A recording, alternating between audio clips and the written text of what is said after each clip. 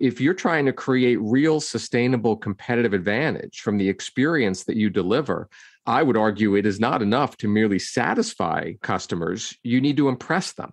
You need to leave that indelible impression that we were talking about in their minds that makes them excited to work with you again and excited to tell others about you. Welcome to the Simple Brand Podcast, the show dedicated to helping you create simple experiences for your customers and for your team members. Each week, we're bringing you amazing interviews with business leaders and authors who will teach you how to differentiate your business with the one thing your customers need the most: simplicity. Your customers live in a complex world. Let's make it simple. Now, here's your host, Matt Lyles. I want you to imagine a scenario that you've probably been in before. Think about someone really important in your life. Your spouse, your child, maybe your best friend. Now imagine that you just gave them a gift and you asked them, "What do you think? How do you like the gift?" And they respond with, "It's okay." Or even worse, if they say, "It's fine." Now, what's your next thought? If you're smart, you're likely thinking, "Oh no, is something wrong? Is there anything I can do to make this better?" In our personal relationships, we don't want people to just be fine. We don't want people to just be okay. We don't want people to just be satisfied. But why do we aspire to that in our businesses? Why do we try to achieve a state where our customers are merely fine, okay, satisfied? This week's guest kicks off his latest book with a pretty bleak statement of, if you're aspiring to satisfy your customers, then you're aspiring to mediocrity. Do you really want mediocrity? Because your customers sure don't want to experience mediocrity. Sure, we know that customers will leave after a bad experience, but we don't stop to realize that they also leave for an okay experience, a satisfactory experience. Think about it. You may keep buying from a brand just because they're meeting your expectations and you feel okay as long as they continue doing that. But what if you find a brand that will exceed your expectations? What if you find a brand that will deliver a remarkable experience every single time? Now, combine that with how easy it is to switch brands today. Buh-bye, satisfactory experience. See ya. And that's just what your customers are doing with your satisfactory experience. And that's why I was really happy to talk with Jon Picoult this week. Jon's the founder of Watermark Consulting. He's a keynote speaker and one of the most noted authorities on customer experience and employee experience. He's been featured by dozens of media outlets like the Wall Street Journal, New York Times, NBC News, and Forbes. And Jon is the author of From Impressed to Obsessed, 12 Principles for Turning Customers and Employees into Lifelong Fans. Jon and I discuss his lessons around building customer loyalty through his 12 customer experience principles. And what's great is that these principles can be applied to most any type of business, and they can be applied to your employee experience to build more loyalty from your people. So here it is. Here's my interview with Jon Picoult. Hi, Jon. How are you today? Matt, I am great. How are you today? I'm doing pretty well. Yeah, Happy New Year. Welcome to the show. This is going to be exciting. I am excited to kick off your new year of guests. Excellent. Well, I was excited to see your new book. Congratulations. From Impressed to Obsessed. And actually, just based off the title alone, From Impressed to Obsessed, 12 Principles for Turning Customers and Employees into Lifelong Fans. So it sounds like you place as much importance on the employee experience as the customer experience. Why is that? Well, one of the things that the book does is actually explores what the right definition of customer is. Because if you're trying to create a great brand experience for people, I think you've got to have clarity about who it is that you're serving. And one of the things that I talk about in the book is the notion that employees really are a type of customer. They're trying to derive value from the organization that they work for, the leader that they work with. And so while, unlike a customer, they're not paying you, you're actually paying them, they're still trying to derive value. And so a lot of the same techniques that are used to create a great customer experience can actually be applied in the workplace to create a great employee experience. And the reason that's important is I've always believed that over the long term, you can't create a great differentiated customer experience if you don't have employees who are engaged, inspired, and equipped to deliver that experience. And so that's why the title is as it is, because I think those are two sides of the same coin. And you really need to pay attention to both of those dimensions if you want to distinguish your company for the brand experience you're delivering, whether that's cut to customers or employees. I'm so happy to hear you say that, because I'm a firm believer of that as well. And one of the things that I like to teach people is that every person that you interact with is your customer. Everyone that you're delivering any sort of experience to is your customer. So it's the people that you report to, it's the people that report to you, it's the people in the other functional areas that you collaborate with. And I'd say even though you're paying them as a client, it's even your vendors and agencies that work with you as well. Everyone is your customer. Yeah, agreed. And that's why an entire chapter of the book is dedicated to this idea of really figuring out who are all of your customers. Because if you think you only have one customer, you're probably looking at things a little too parochially, and it could benefit from kind of expanding your purview a bit and thinking about all of the people that derive value from the products and the services and the support that you provide. Yeah, I agree with you. I think that anyone that you interact with in a professional capacity deserves to be treated as some type of customer and to have an experience that is engineered specifically for them and their needs and their wants. And I think when you instill that mindset into everyone across your organization, then customer experience becomes everybody's job. It's part of the culture. Yes, I think that is where many companies actually go wrong is it's only the people who are routinely interacting with the end customer, the individual or the business that's writing the check for your products or services. It's only those people who really are thinking in terms of customer experience, because for them, the customer is front and center day in and day out. But the truth of the matter is there are a whole host of people that are supporting the front line's efforts. And if those people don't see themselves as having a customer, albeit an internal one, that they too need to impress, then, the entire house of cards kind of falls apart. So, for example, the people that support the technology that the contact center is using, if those folks don't deliver a great experience to their internal customers, to the call center agents, then there's really no hope that those call center agents are going to be able to deliver a great experience to the end customers. So there is this whole value chain that I think it's really important for companies to recognize. And it's actually one of the reasons why I hate the term back office.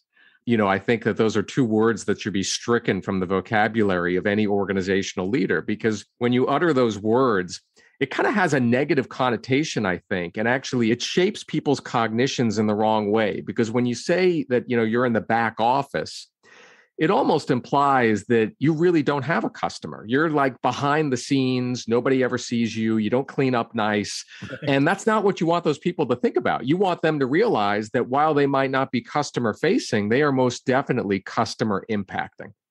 Yeah, absolutely. And I've got the mindset that if you tell employees that are part of the back office or the support functional areas how much they play a role in the customer experience, I think that helps get them more engaged. Yeah, I agree. It helps give them some sense of purpose in terms of why, whatever they're doing, why does it even matter? It helps them to gain line of sight between what they are doing day to day and the ultimate impact on the customer. And I'll tell you a story. Back when I was in the corporate world, before I launched my own firm, one of my first executive roles was leading customer service for a financial services company. And back then, there was less digital communication between customer and company, and it was mostly done through the mail. And so we had this whole mail desk and this whole department of people that were charged with sorting the incoming mail and routing it to the appropriate department. And one of the things that I made sure to do when I first took on that position was to sit down with those people and to help them understand the criticality of their role in the organization, because I actually felt like they almost felt like second-class citizens. We're the mail desk. Like, how are we important? We're never on the phone or meeting with customers directly. And what I explained to them was, if you don't get your job right, nothing else can possibly work. Because if you don't route the mail to the right place so it gets to the right individual, the right department promptly, then it's almost like no matter what happens after that, we're just not going to have any hope of impressing the customer. And so it's those kinds of conversations that I think it's important for leaders to have with everyone in their organization so that people see the forest through the trees. They understand how what I am doing, however administrative it might seem, however distant it might seem from the customer, how it nevertheless does have a cascading effect on the quality of the experience that the business ultimately delivers. Yeah, and it's so important for employees to have a really solid understanding of the role that they play in the overall customer experience, alongside understanding the roles that others play. And I think that actually ties to and speaks to the analogy that you give in your book, talking about customer experience being a choreographed performance, having that interplay of on-stage and backstage components. Yeah, I like using this analogy of a great customer experience being like a beautifully choreographed stage performance. And the reason I like that analogy is because if you think about it, what kind of reaction do you want to elicit from your customer? You want to elicit a reaction like they're in the audience of this stage performance. And at the end of the performance, they just rise from their seats, they applaud, they shout encore, they're thrilled with what they've just seen. And when they eventually stop applauding and they leave the theater, what do? They can't wait to tell people about the performance that they just saw. And if you take that analogy a step further, I think that there is a distinct onstage component to the customer experience and a backstage component. And that onstage component is really everything that your customers can see, feel, hear, touch, and smell. It's the websites, it's the call center interactions, it's the retail store, the things that people traditionally associate with customer experience. Yeah. And that onstage piece is obviously critically important. But then there's this whole backstage component. And by backstage, note that I do not mean back office. Right. What I mean by backstage are all of the things that happen behind the curtain that, while invisible to your customers, nevertheless exerts a material influence on the quality of the performance that they see. And some examples of these backstage influences would be like how you hire and select people.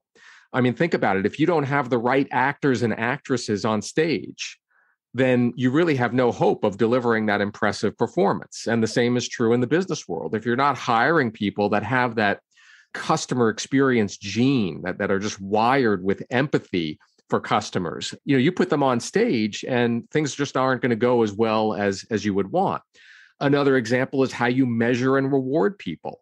Completely invisible to your customers, but obviously the way humans behave and we sort of, act in the way that we are measured and rewarded, it has an impact on the experience. And then, as you just said, the interplay between the actors and the actresses on stage, how those functional silos in the business interact with one another. Do they coalesce around a common vision for that customer experience?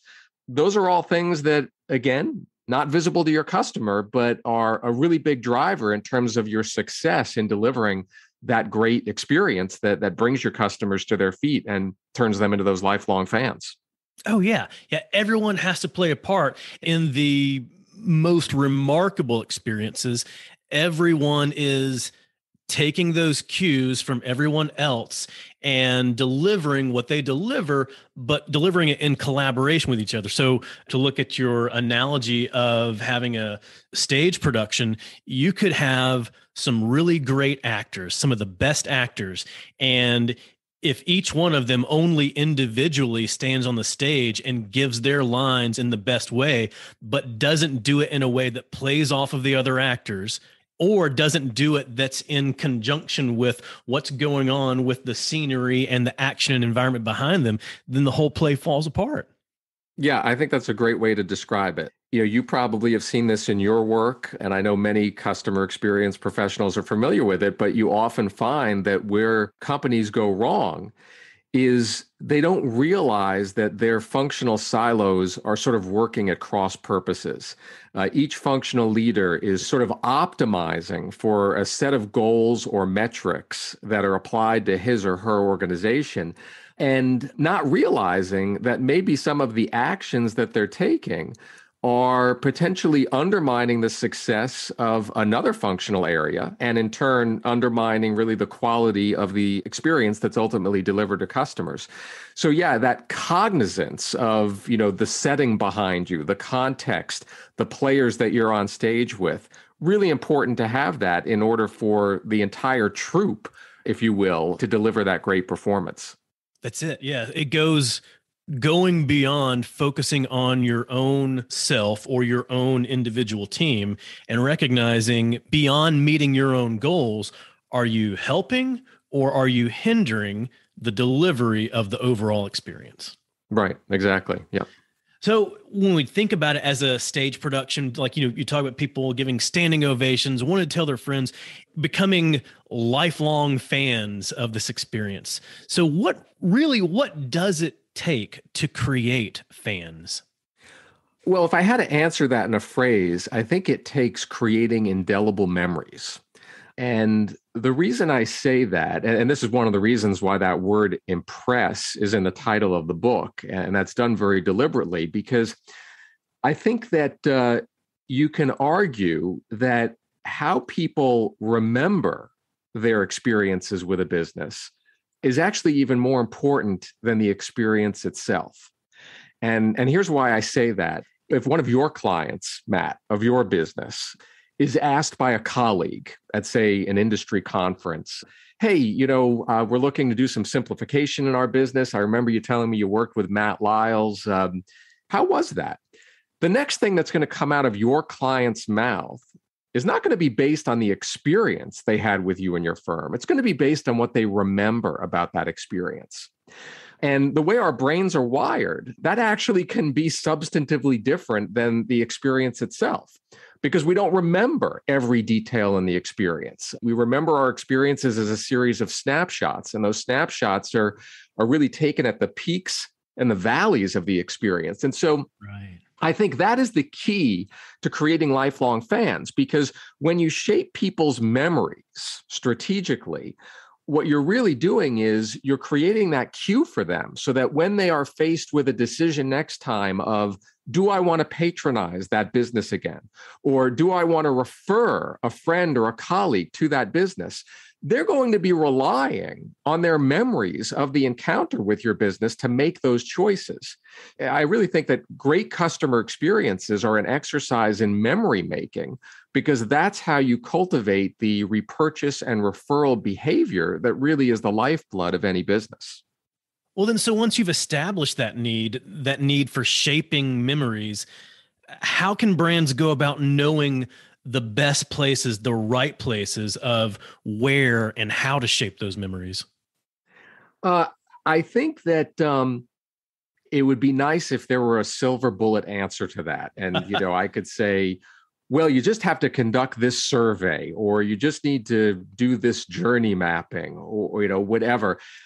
But the fact of the matter is, I think that there's a good deal of intuition that's involved in making that determination. And I think that the best way to do it, I'm not diminishing the value of quantitative surveys or customer journey mapping or tools like that. But I think that the most effective way to really understand what is most important to your customers is, as I describe it in the book, it amounts to going out in the wild and observing customers, talking to customers in their natural habitat. It's so easy for organizational leaders and entire organizations to take on an air of arrogance, feeling like, oh, we know what our customers want. We know what they like. We know what are the most important parts of the experience to them. But The annals of corporate history are littered with the carcasses of companies that thought they knew their customers well, but in truth did not. And only when they realized that was the case, it was already too late because some other upstart was eating their lunch. And so I think that is the key to really understanding what is most important to your customers, is that you've got to get out there and step into their shoes. You need to become a customer. Call your 800 line, visit your retail stores, try to execute some transaction with an administrative form that's provided. Or in addition, you want to observe customers as they are going through the motions, as they are going through the experience themselves, and then have some in-depth conversations to understand what were they thinking as they went through that whole process, as it all unfolded. I find that those are really the ways that you get those brilliant game-changing insights that not only help you to enhance your current customer experience, but also to innovate entirely new ways to deliver the experience that meet needs your customers had, but never even thought to articulate to you because they never imagined that you could actually help them with it. And there's a whole chapter in the book that's dedicated to this idea. It's of the 12 principles, the one it relates to is the idea of creating relevance for your customers. And the notion of creating relevant is really how you get to figuring out what are the things that are most important to people and how do you architect your experience to deliver on those points so that you're more likely to create those indelible memories that we were talking about.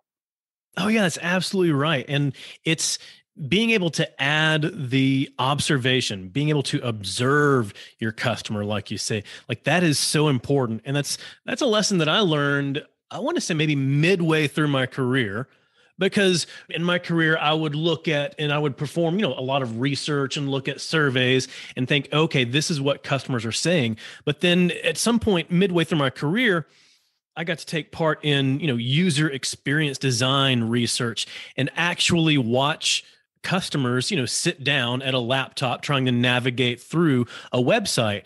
And was so eye-opening to me that you would have customers that would say, well, yes, this was easy to navigate. And yes, I was able to easily find what I was looking for. But observing them and watching them, I thought, I saw you click through 5 different pages to get to what you were looking for when you could have just clicked this one thing right here. So It obviously wasn't that easy. Yeah, it's very eye-opening, and I just think there's no substitute for that. The other reason why that's a beneficial exercise is, in my experience, I find that witnessing the customer with your own eyes or listening with your own ears and seeing either the frustrations that they encounter or the dumb things that they do, as you just noted, going through 5 web pages when it should have just taken one. When executives see that with their own eyes, it really motivates change, in my view, because you start to feel there's an emotional resonance that you get from watching your customers, watching them bastardize your products or services to do what they needed to do, but it wasn't designed to do. There's this emotional resonance that just you don't get when you read a survey response or when you read a research report. And so a lot of people, a lot of customer experience professionals, they struggle with, how do I get my executive team, on board? How do I get them excited and engaged to improve the customer experience? Well, I find one really effective way of doing that is making sure they get in front of the customer themselves, like that you give them the opportunity to see and hear those interactions with their own eyes, because that just makes it a lot more salient than anything they'll ever read in a research report. And so that's another reason why I think that whole idea of going out into the wild and observing customers in their natural habitat, it just works well on so many levels. It really does. Something in recent news in the past, I think, week or so, DoorDash announced that they are reinstating their internal program, I think called WeDash, where every single employee from the C-suite all the way down has to do one DoorDash delivery per month, I believe. Right. And a lot of people were praising this, but then you've seen some other backlash coming out from some of their highly paid engineers saying, well, I'm an engineer. I didn't sign up for this as part of my job description. And my thought was, but your job description is to better understand the customer and how to deliver the experience to them. Yeah, you're right. That is a great recent example. I think they just announced that after a pause due to the pandemic, that was coming back and they were reinstituting it sometime early this year. And that is a great example of a simple tactic that can have an enormous influence on the degree to which everyone in the company feels more connected to the customer and cultivates a better understanding of the customer.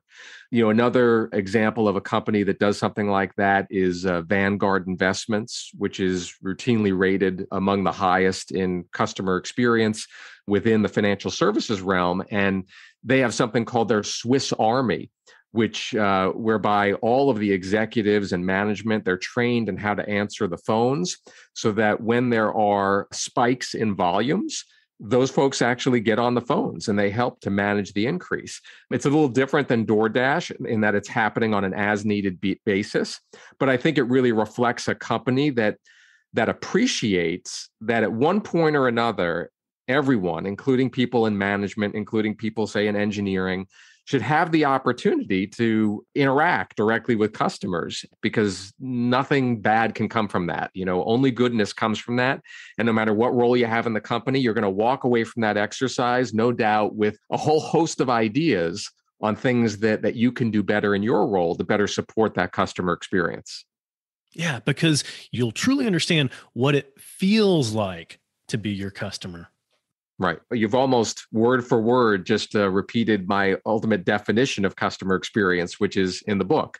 Yeah, I know you're big on simplicity, and right, as am I. And I think it's important to use a definition of customer experience that everybody can wrap their head around really easily. And so I define it as how customers feel about their interactions with you, with your business or with you personally. And that emotional component, that feeling component is so critical because that's really the thing that helps to shape those memories we talked about. Yeah, absolutely. It's how the customer feels. What are those emotions that they have throughout every touch point, every interaction, every impression? And then when you talk about how shaping memories, it's what's their memory of how they felt as well. So I love that. Yeah. Did you know that in addition to my podcast and my articles, I speak to audiences all over to help them simplify their customer experience and simplify their employee experience? I've spent the last few years leading a crusade of simplicity across the globe. If you want a winning brand, you have to provide a simple experience to your customers and to your team members. Whether it's a live event or a virtual event, I'd love to partner with you and teach your audience how to do just that. With over a decade in marketing, I know how to hook and captivate an audience. And as a speaker, I know how to connect with that audience. Along with my lessons, I use stories and humor to keep everyone engaged and inspired. Then they leave with the knowledge and next steps to transform their business. As an event planner, you're managing lots of details to give your audience the most memorable event. The last thing you need is a speaker who will make your event memorable for all the wrong reasons. Not only will I leave your audience energized and inspired, I'll make it easy for your team to work with me. Hey, if I've built my brand around simplicity, then you know I'm going to make it simple for you. When you visit mattlyles.com/speaking, you'll find everything you need to know, including details on my topics, promotional materials, and most importantly, a link to connect with my team so we can book your event. So visit mattlyles.com/speaking. I can't wait to help your audience brand out from the crowd. Before we talk more about your principles, I do want to go over a statement that you made. I really loved reading this. Your book opens with what I think is a pretty strong statement. It says, if you're aspiring to satisfy your customers, then you're aspiring to mediocrity. And so we look at so many surveys, research, reports all around customer satisfaction. Do you think brands are focusing on and setting the bar at the wrong height as it relates to customer satisfaction? I do. I think that is a provocative statement at the beginning of the book, and it was certainly designed to be a provocative statement, but I believe it with all of my heart. And it is backed up by research because there have been many studies that have shown that satisfied customers defect all the time. And so if you're trying to create real sustainable competitive advantage from the experience that you deliver, I would argue it is not enough to merely satisfy customers. You need to impress them. You need to leave that indelible impression that we were talking about in their minds that makes them excited to work with you again and excited to tell others about you. And when you set the bar at just satisfaction, you don't elicit that kind of response. You don't create those indelible memories, and you don't cultivate that repurchase and referral behavior that the impression helps to create. So I think focusing on customer satisfaction is like a one-way ticket to the business graveyard. Yes. The other thing I would add, though, is because when people hear that statement, I sometimes will have people challenge me and say, well, is it really reasonable to think that every business out there can impress their customers? And I say, absolutely yes. And the reason I say that is because if you look at what kind of experience people have been accustomed to receiving, if you look at where the customer experience bar is set in the marketplace, it actually indicates that there are a lot of things that you would believe are this sort of fundamental table stake elements to the experience that just most companies are not delivering on consistently. And so if you think about, I guess the way I'd put it is, I think that the calculus around what it takes to impress a customer has changed. If you look, for example, these days, you hear about these horror stories of people having to wait, say, 8 hours on the phone to speak to an airline customer service agent. Oh, yeah. You hear these just horror stories. I mean, the pandemic has given a lot of companies, they've taken license to skimp on service even more than they were doing before. Well, think about it. If you call a company that you do business with, and somebody live actually picks up the phone, and you don't have to go through like the 10 circles of voice response hell to get to a live person. Just imagine that. If somebody just picks up and answers the phone promptly, would you not be impressed in today's world? And actually, the research that I did as part of the book indicates that, yes, the vast majority of people would be impressed. Just as people would be impressed when they're in a big box retail store and they need help choosing product, and they actually find somebody just steps away, an employee who not only is there, ready to help them, but actually competent and able to answer their questions. That happens so rarely in today's world that these are examples of really simple, fundamental things that I think when any business delivers on those table stakes today consistently, they are impressing their customers because it's not something that people see routinely. That's true. But when you talk about what's impressive today, then becomes requirements in the future. So what's impressive today may not be considered impressive a couple of years from now if everyone decides, oh, I've received that type of experience, now I expect that from everybody else. That is true, which is why the bar has the potential to be raised. The key is, and it's a big if all the companies or the majority of the companies, in a particular industry actually march forward and elevate the quality of the experience that they're delivering. And that is a big if, and certainly not guaranteed. But yes, presuming that does happen, that speaks to the importance of staying in touch with your customer and understanding what's relevant to them. Because what would impress them today might not impress them 5 years from now. The companies that do this well, because they have such a keen understanding of their customers and how their needs and expectations are evolving, it helps them to stay ahead of the curve. And so even while other companies might catch up, those great companies are able to leap ahead. I think a great example of this is Amazon and everything that they've done around making the experience effortless for people. It began many years ago with their patented one-click purchase button, which was an astounding innovation back at the dawn of the internet era, where you had to keep entering in your name and your billing information and address over and over again. And Amazon, you just had to do it once, and then it's one click and you buy whatever you want. Now they licensed that technology to other companies. So you could argue, as you just did, that, well, the bar was raised, right? But what did Amazon do? Well, it created other innovations to make things more effortless for customers. Things like their dash buttons, if you're familiar with those, these wirelessly enabled buttons that are dedicated to particular brands. So if you need the Tide detergent, you've got this little button right in your laundry, right on your washing machine, and you just press it and it orders it for you. And then they came out with Alexa so that I don't even have to use my finger to click the mouse button. I just have to speak the command to Alexa to order whatever I want. So to me, the Amazon's a good example of a company that raised the bar, others followed, but they were just relentless in figuring out, how do we make it even more effortless for people to buy from us, for people to interact with us? And I think that's one of the reasons why, they certainly are in that pantheon of customer experience greats. Oh, absolutely.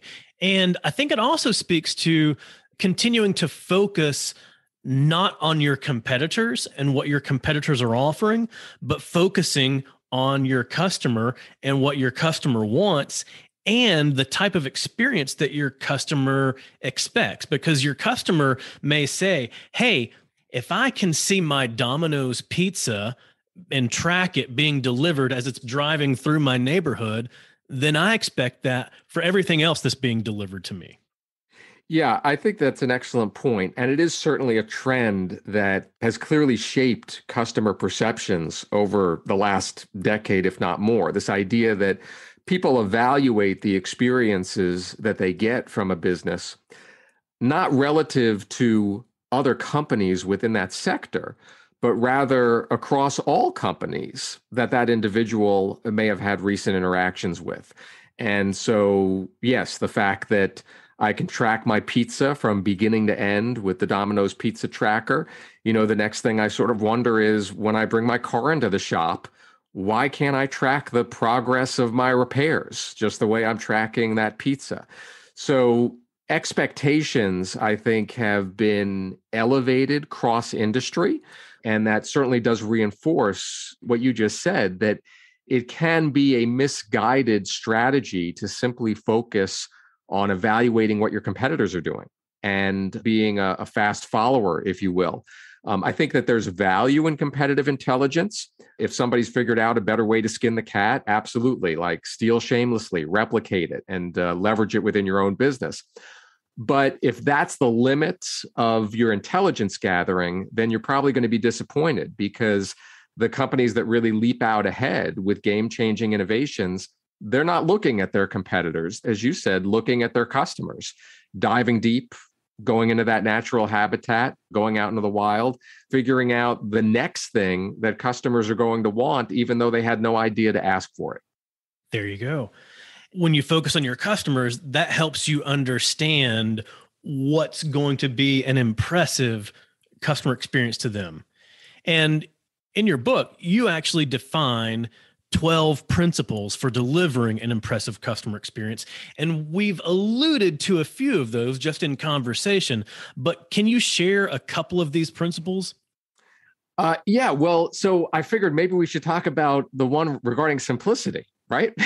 Love it. Yes. Since that certainly fits in, I know, with your focus in your business, and I'm sure many of your listeners, because they follow you, are interested in that. So one of the 12 principles is the notion of keeping it simple.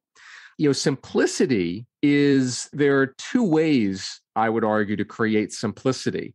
There is physical simplicity, and then there is mental simplicity. So, you think about physical simplicity, the Amazon one-click button is a good example of that. It's so simple to buy something on Amazon. It's just that one click of the mouse and it's done. And that's, of course, a great way to inject your business with simplicity, is to make sure that the business processes and whatnot are streamlined and simple and very clear and easy for people to follow. But there is another realm of simplicity that the book explores in a lot of detail, which I want to share with your listeners because I don't think it gets as much attention. And that is the idea of simplicity from a cognitive standpoint. A lot of people talk about making it effortless for customers. And when they talk about that, they're thinking in terms of that physical effort. How many times do I need to click the mouse button? How many times do I need to tell my story to the call center reps when I'm transferred from one department to another? And obviously, it's important to minimize that type of effort. But The other type of effort that people can exert is this cognitive effort. And that really refers to how easy or difficult it is for people to wrap their heads around some idea or concept that you're trying to communicate to them. And that's where the simplicity piece comes in. And there are a number of examples that I use in the book about how to achieve cognitive simplicity. One is the notion of the paradox of choice, which is a term that a gentleman by the name of Barry Schwartz, a psychology researcher, coined. And what it really refers to is the notion that when people are faced with a wide variety of choices in a business interaction, it creates complexity for them that leads them to then disengage. They essentially run for the hills, which is obviously the last outcome that you want to elicit when you're trying to engage a new sales prospect or an existing customer. And so as an example, if you look at 401k products, the retirement plans that people invest in, there was a lot of research done around this, and it was found that the more 401k investment options that people have to choose from, the less likely they are to enroll in the retirement plan in the first place, which is obviously a horrible outcome. I mean, that's a horrible customer experience because employers want their employees to invest, to put money in their 401k plans because it helps position them well for retirement. So if you're a retirement plan provider, it's like the worst possible experience to do something that leads people to not even enroll in your plan. But that's how a lack of simplicity can shape the customer experience is if I am faced with a whole set of options, I disengage, I recoil from that, and it actually becomes a bad experience as a result. And so the book talks about lots of ways to simplify that, among them, really sequencing the decisions that you're asking your customers to make, starting with an easy decision and then getting into more complex ones. So it's almost priming them, if you will, as opposed to throwing at them a whole bunch of options, including, complex decision points that just sort of make their head spin. And I think a great example of a company that does this well is Tesla, which obviously has done great, upending the automotive industry. It's pretty amazing if you think of it. Tesla's only been around for a little more than a decade, and they already have a higher market cap than the top 10 global auto manufacturers combined. And one of the neat things about Tesla is every car purchased is purchased online. Even if you go to a Tesla store, they'll have you sit down at a computer, purchase it online. And when you do that, in contrast to a lot of other auto manufacturers, which sort of like inundate you with a whole laundry list of options that you can put on your vehicle, the Tesla purchase experience starts very simply. It simply tells you upfront, it gives you a binary choice. Do you want a car that's configured for long distances, or do you want a car that's configured for performance? That's it. That is the first choice. And once the consumer makes that choice, a whole bunch of other decisions fall into place. So to me, that's a great example of injecting simplicity in the customer experience by really limiting options and sequencing options in a way that makes it easier for people to make choices. How's that for one example of the principle? I love it. And thank you for focusing on your keep it simple principle. But when you talk about choices and being able to sequence them or provide like a binary choice, to me, that also ties to one of your other principles around giving the perception of control. So if you give somebody a manageable amount of choices, then they feel like they have control in choosing the experience, but they're not overwhelmed and confused by having just too many choices to make. Yes. Yeah, you're absolutely right. And thank you for the lead in to talk about another principle, the perception of control. So we as human beings are control freaks. We like to have control of what's going on around us. And when we don't, then whatever experience it is we're going through, we start to feel uncomfortable with. Think of like hands on the steering wheel. We like to have our hands on the steering wheel to guide our lives. And the problem is that in many businesses, you can't give your customer direct control. They can't have their hands on the steering wheel. If I need an operation, I can't do it on myself. I have to get a surgeon involved, right? So I delegate that activity to the surgeon. If I need to buy insurance, I can't underwrite it myself. I have to delegate that to the insurance company. And these are all examples of situations where the moment you start to delegate control to others, there's a real risk that you're going to feel less good about the experience. But the neat thing is, the research has shown that there's a really good proxy for giving people direct behavioral control of the experience. And that is giving them the sense, the perception that they have control. And if you do that, I mean, it's really kind of magical how this principle works, because if you do that, they actually feel better about the experience that you're delivering, even if you don't change anything about the experience. And a great example of this in the business world is wait times. Right. Whether it's a physical queue, say at Disney World, or whether it's on a call center hold, when you tell the customer, when you set expectations up front about how long the wait is going to be, it actually gives them a sense of control. Because, I'm standing in line, and if nobody tells me how long the line is, how long the wait is, I'm basically wallowing in ambiguity. And I feel at a complete loss of control of my destiny because I have no idea how long I'm going to be waiting in this line. But if I get in the line and somebody looks at me, or there's a sign that says, hey, the approximate wait from where you're standing is 5 minutes, then even though the wait's not getting any shorter, people actually feel better about that experience. As a matter of fact, the research has shown people actually feel like they've waited less long when that expectation is set, compared to a line of the same length where no expectation is set. So the notion of giving people a sense of control is really powerful. And as you noted, another way to do it, in addition to setting expectations, is giving people the opportunity to make choices. Because when I don't feel like I'm railroaded into a particular decision, where it's not just sort of one size fits all, but I'm given an opportunity to exert some influence over the experience by exercising the power of choice, that gives me the sense of control. And as you said, with Tesla, it's another great example of that. The notion that it's not just one car, right? It's not like the, Henry Ford. Yeah, you can have the car in any color you want as long as it's black. It's just the idea that I can influence the experience around me. And by design, I'm going to feel better about it as a result. Yeah, there you go. That helps shape their emotion throughout. That helps give them a better memory too. Yeah, it does. And what you find, and the book actually talks about this, these 12 principles, they don't operate in a vacuum. They all play off of one another. It goes back to what we were discussing with the idea of on stage and the actors and the actresses and the functional silos kind of playing off one another, and really the whole being greater than the sum of the parts. That is the case with the 12 principles as well. They bleed into one another. And as we just saw with the perception of control and keeping it simple. And so when you start to use these principles, it's almost like it creates a flywheel effect, where their power just builds on one another, and it helps to create this momentum that really sets your customer experience apart. All right. So looking forward and looking into the future, what do you think is coming into the future where leaders need to be prepared to evolve their customer and employee experience?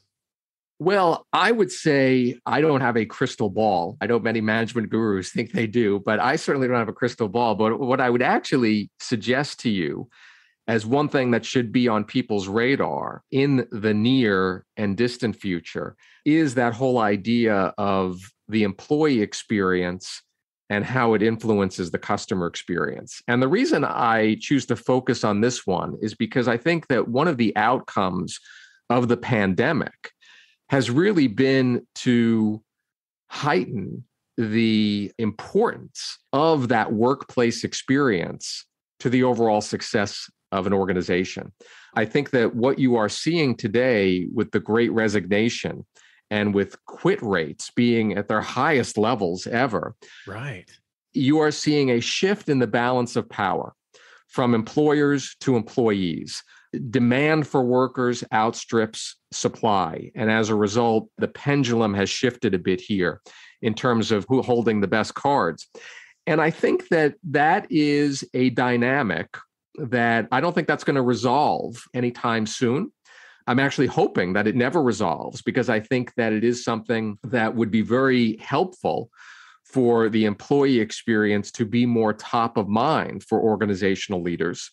And I think that the impact of the pandemic is forcing their hand in that regard. And so that is something that I think in the future, people should be paying more attention to.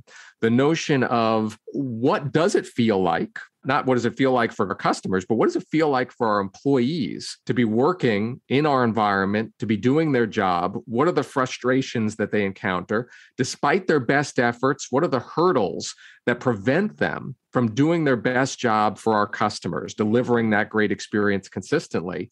And what can we do to chip away at those obstacles? They might have to do with the technologies that we're arming our employees with. It might have to do with the training that we're providing them. It might have to do with how we measure and reward them. But these are all ingredients in a workplace that really fosters customer experience excellence. And I think it's going to be a really important point of focus in the future for leaders in any industry. Oh, yeah, I think so. And to your point, as it's forcing the hand of the employers to focus on creating a more impressive and remarkable employee experience that's going to create more engaged employees who will then deliver a better customer experience. Yeah. You kind of, you get two birds with one stone there. Yeah. If you're delivering a great employee experience, that is necessarily going to bleed into the quality of your customer experience. So that's all goodness. That's it. Very cool. All right, Jon, I want to finish strong, which is one of your other principles. I want to finish strong in this interview and ask my favorite question that I asked to my guests. If you were to create a 5-song soundtrack from Impressed to Obsessed, what songs would you include? Okay. So we were talking about this before we started the interview, but I was a radio DJ back in college. Yeah. So I love that you asked this question. So I definitely feel compelled to answer because I love music. And there actually are some songs that I think reflect the book. So the 5 that I would choose, and it's important for your listeners to know, when I was a college radio DJ, I played 60s and 70s music. So those are the songs that I've picked. Forgive me if you don't like that genre. Not that you were in college in the 60s and 70s. Yeah, I was. I'm not that old. Yeah. So the first one I would pick is to reflect the cognitive science behind customer experience. And that would be Memories by Elvis Presley. Oh, yeah. We've been talking, through this whole interview, the importance of memories. So that's definitely one that's on the playlist. The second would be another topic we covered, the emotional resonance of the experience, the importance of how you feel. So for that one, I would choose James Brown's I Got You, which many listeners might not be familiar with that song title, but it's the song where he leads off by saying, "Whoa, I feel good." That's right. So that would be my second. My third, to reflect the idea of making it effortless and simple for customers, would be the Eagles' Take It Easy. My fourth, reflecting the importance of being an advocate for your customers, which is another one of the 12 principles, would be the Jackson 5's I'll Be There. Oh, yeah. And then lastly, you mentioned finishing strong, which is one of the other 12 principles. And so my final one is Bob Dylan's My Back Pages, which, while written and sung by Bob Dylan, people might be more familiar with the Byrds version as they recorded it. And My Back Pages, if you actually look at the lyrics, it's a coming of age story, but I thought it was appropriate because the back pages are the last things that you sort of read of a newspaper or a magazine. And it's the last thing that you do in a customer experience encounter that people are going to be most likely to remember. And so that one ties in with the finish strong principle. So that's my playlist of 5. Oh, congratulations. There you go. I love that playlist. I love that you stuck to your college radio decades and that you tied it into all the principles. Great job. Thank you. Well, Jon, I've really enjoyed this. I've learned a lot, but where can people go to learn more from you? Sure. So if they want to learn more about the book or buy a copy, they can go to the book's official website, which is impressedtoobsessed.com. That's impressed, the number 2, obsessed.com. Or you can also just go to my personal speaker website, which is jonpicoult.com. That's JONPICOULT.com. And from there, you can actually get to the book website. You can get to my company's website, Watermark Consulting, or to my keynote speaking website. So there's ways to learn from you by reading the book, but also from your consulting and your speaking too. Yep. And lots of content on those sites, lots of blog posts, 10 years worth. So lots more content for people to consume. And your annual customer experience ROI study too, like that actually shows here's the financial benefits of focusing on customer experience. Yep. Yeah, that's available on the Watermark Consulting website. And I encourage people to look at it because I have found that it is a great way to open executives' eyes to the real power of customer experience to get them interested and engaged in investing in that. That's it. Well, Jon, thank you so much for being here today. Yeah, it was my pleasure. I really enjoyed the conversation. Thanks for having me on, Matt. I hope you enjoyed my discussion with Jon Picoult. So go and check out From Impressed to Obsessed. It's going to help you and your team create a standout experience that'll turn your customers into obsessed fans. And if you want stats and research to help make the case for investing more into your customer experience, then go grab your copy of Jon's 2021 Customer Experience ROI Study. You can download it at watermarkconsult.net/resources. And I'll have a link for it in the show notes too. Hey, are you enjoying the Simple Brand podcast? If so, you'll want to go ahead and hit the subscribe button because it's going to make it a lot simpler for you to get future episodes like the next one featuring Shep Hyken. Shep's a customer service and customer experience expert and a New York Times and Wall Street Journal best-selling author. He's been inducted into the National Speakers Association Hall of Fame for lifetime achievement. And he's the author of 8 books, including his latest, I'll Be Back. That was my Arnold Schwarzenegger impersonation. I'll Be Back. How to get customers to come back again and again. So yeah, there's some Terminator references with this one. Shep and I talk about how you can deliver experiences that keep your customers from terminating their relationship with you. And we discuss the difference between repeat customers and loyal customers and why that matters in your customer experience. So go ahead and subscribe and you'll automatically get Shep's episode as soon as it's live. Until then, keep it simple. Thanks for joining us for this episode of the Simple Brand Podcast. Want to make your listening experience simple and automatically receive each new episode? Visit our website, simplebrandpodcast.com, where you can subscribe to the show in iTunes, Spotify, Stitcher, or wherever you listen. If you're finding value from the Simple Brand Podcast, leave us a rating or review. That helps us get the show to the ears of the people who need it most.